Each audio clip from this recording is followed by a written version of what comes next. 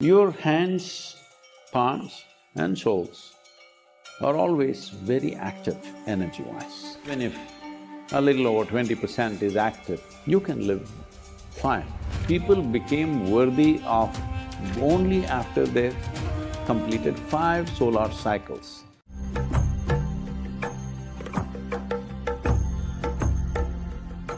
You know, in this culture, in this civilization, we've looked at the human body not just for its physiology, but for its energetic physiology. In yoga, as there is a physical body, there is a mental body and an energy body. Pranamaya kosha, it's called. So pranamaya kosha can be in many different ways. Out of these 72,000 nadis, even if a little over 20% is active, you can live fine. Nobody will know anything wrong with you. That's how wonderfully this is structured. If you're getting 20% mark, you still pass. So what is the remaining 80% for out of these 72,000 nadis? What are they doing? So if you've activated your energies in a certain way, this is true even if you have not. Your hands, palms and soles are always very active energy-wise. You will have much more intimacy with somebody just by holding hands rather than doing many other physical things. Just holding hands binds you like that because energetically there is a certain closeness in holding hands.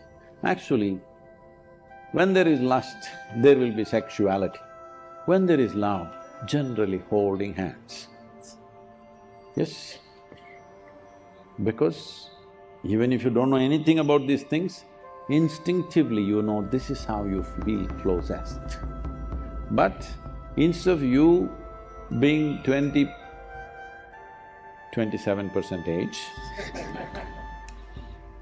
if you are closer to over 90% age or 100% or at least let's say 90 plus, then your hands and feet have completely different capabilities.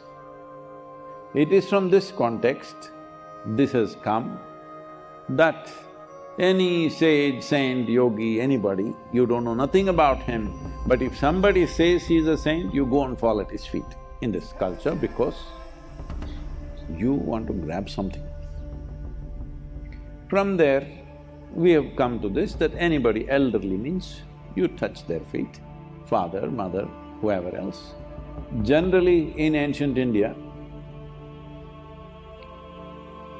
people became worthy if they were nothing, if they have not achieved anything within themselves. People became worthy of being,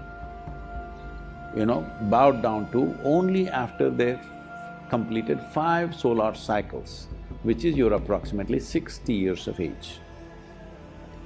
Because by then life matures in a certain way, your energies have moved out of certain other areas of your body and little more concentrated in your hands and feet. So, the culture identified this and says, if there is an elderly person, you must touch their feet because there is a benefit. If there is somebody, a yogi, a saint, a sage or whatever you recognize as, you touch their feet. Or if you see a deity, you go touch their feet. That's where maximum receptivity or giving is there. So in that context, the feet or the imprint of the feet is created in different ways. You must talk to people who have these sannidhis at home, what it means to them and what it's done to them. The important aspect of it is something that would normally not be available to you physically where you live. It is available to you, otherwise you'll have to go in search of that to a temple or some other place. But it's alive in your own house because it's consecrated in a certain way. Well, there are stone imprints with sacred ash filled in that. They're consecrated in a certain way. There is another one which is copper or brass foot which is also consecrated. There's another one which is much more alive.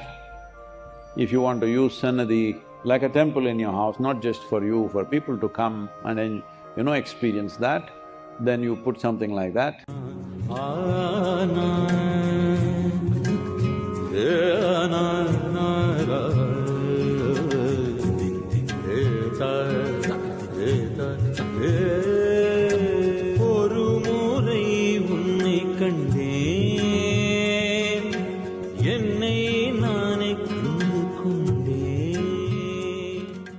Saint very well said that Sadhguru mera surma करे शब्द की चोट मारे गोला प्रेम का हरे भरम की घोट. This simply means that my Sadhguru is an expert in hitting the ego with words. He does it with love and destroys delusion. Now, the very fact that Sadhguru has come to our life is a sign of grace of the Lord in our lives, as is the fact that we are able to study, understand and share the knowledge with others. Now in this video we already heard from Sadhguru about the significance of the paduka or the charan or simply the feet of a saint or a guru. Now this mark can be seen when we worship sannidhi, in which we have the imprint of Sadhguru's paduka. Now the Sadhguru Sannidhi is an opportunity to learn a powerful Sannidhi Guru Puja process and receive the Sannidhi sadhana that will help you create a meditative space for one's inner transformation. Guru Puja is not like any other puja. It is a way of making your system an invitation to the divine. It is such a powerful tool that if you make it the particular way, the invitation is sent in such a way that Guru has no choice. He has to be there. If you create such power about the simple things that you do, then the benefit of sadhana will multiply manifold. Now these padukas represent the hard hittings of the master. It is only at the feet of the master or the guru that we are able to realize that I am nothing. Our pride or ego begins to take a hit, and with continued seva at the feet of the guru in a spirit of total surrender, our ego also dissolves over time. The master or the guru delivers this with utmost love and understanding, but it also hits hard. It is very rightly said that the teacher does not look at our ability or inability. He just wants our availability. If available, even the dullest person realizes the absolute truth, and if somebody is not available, even if the person is very bright and intelligent, nothing happens. Just as Shiva Linga represents Shiva and Shaligrama represents Vishnu, similarly the charan or the paduka or the feet of the guru represents the student, not the feet but the underlying concept.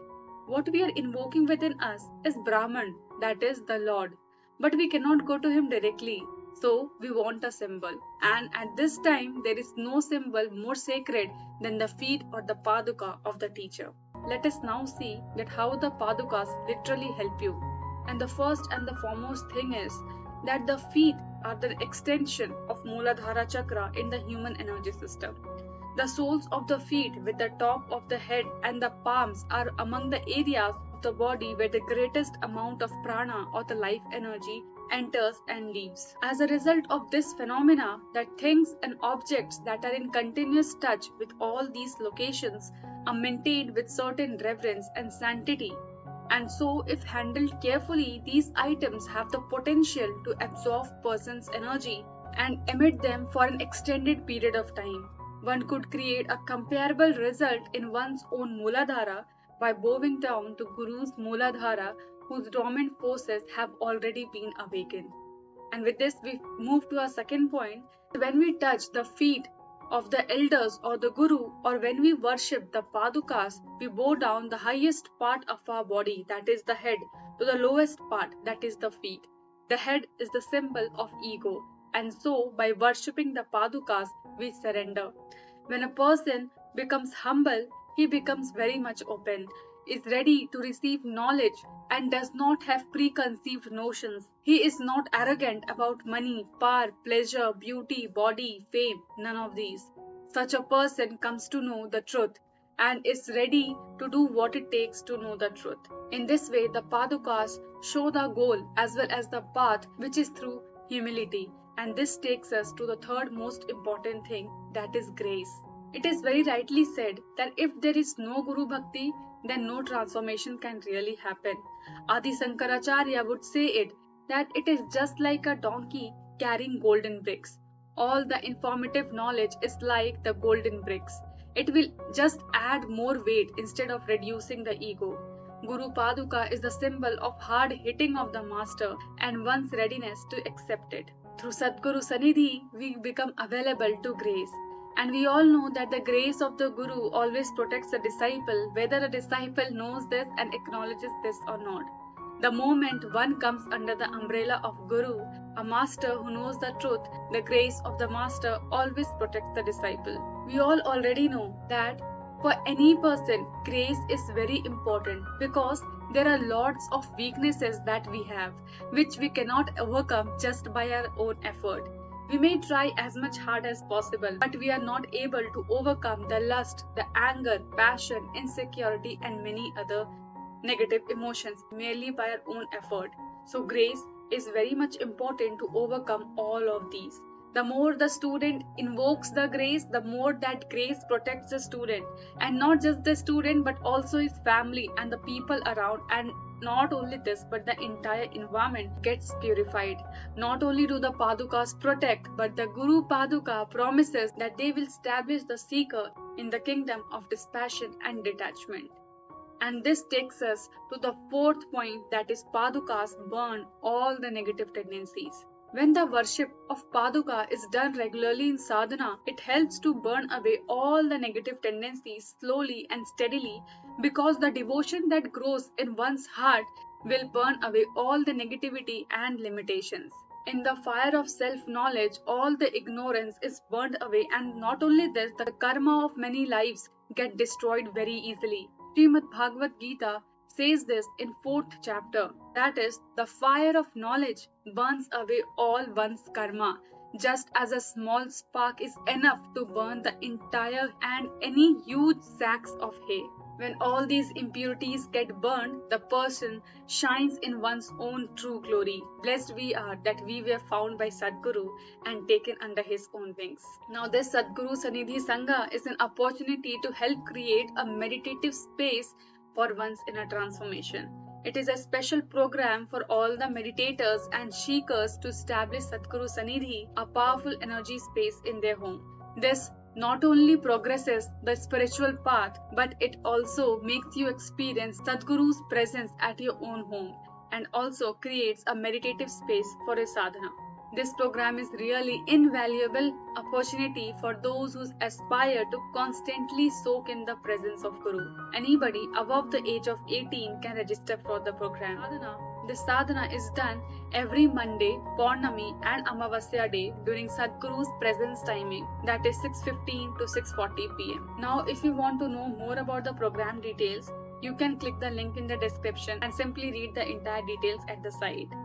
And for today, ending up the video, hope you loved the video and found it meaningful. And if yes, do not forget to give it a like, share and subscribe. And for today, closing up the video, do not forget to give it a like, share and subscribe. And up to next, stay safe, healthy, happy and Namaskaram.